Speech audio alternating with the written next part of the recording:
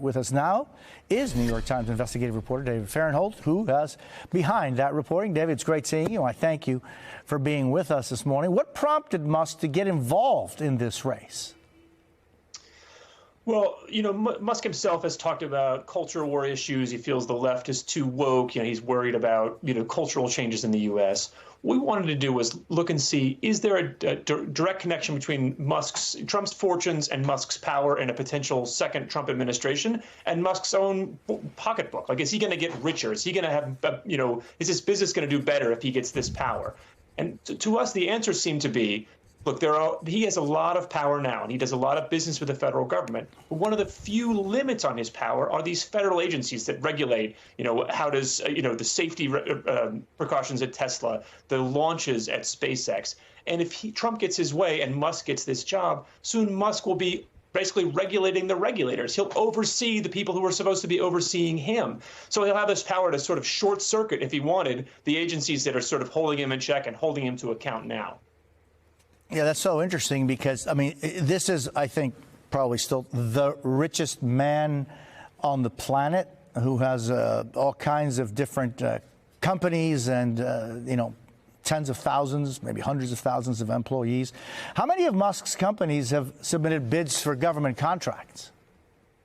Well, if you look in the last year alone, there's 300 ongoing federal contracts with Musk's companies.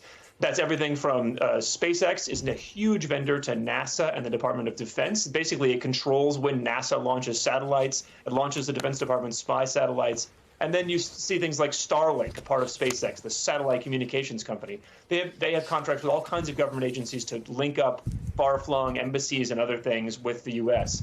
Then there's Tesla. Tesla has all kinds of business selling cars to the U.S. So he has a huge amount of business right now that he's doing with federal agencies. And not only would he be overseeing his regulators if he gets this job he wants, he'd also be overseeing his customers. So he's in a position where he can control the budget for the people who are buying from him. Yeah, that's an interesting, concept. It's been interesting because, like, SpaceX works and Starlink work.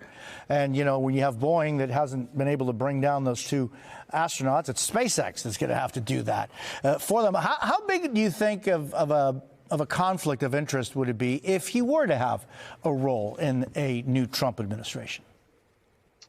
It would be an enormous conflict of interest because we're talking about him having control over people that he's already fighting with and already selling things to.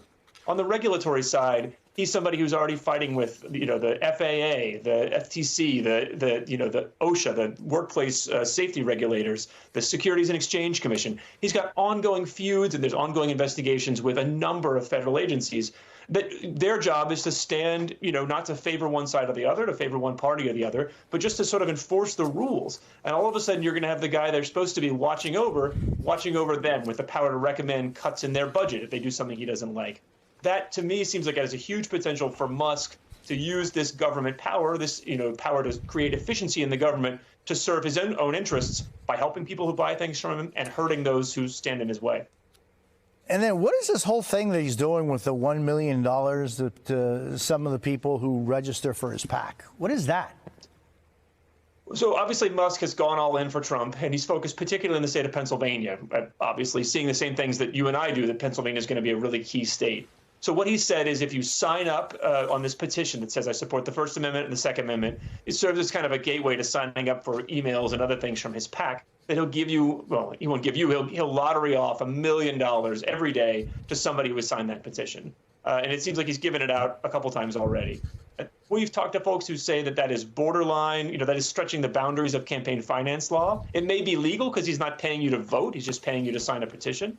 The question is, does this move the needle? If you're trying to make it more likely that Trump is going to win, does Trump's prominent supporter giving away $1 million every day, getting that kind of publicity every day, does that help Trump win, or does it, distract people? Does it, bring in a lot of false positives? It's hard to know. No one's really done anything like this in a long time.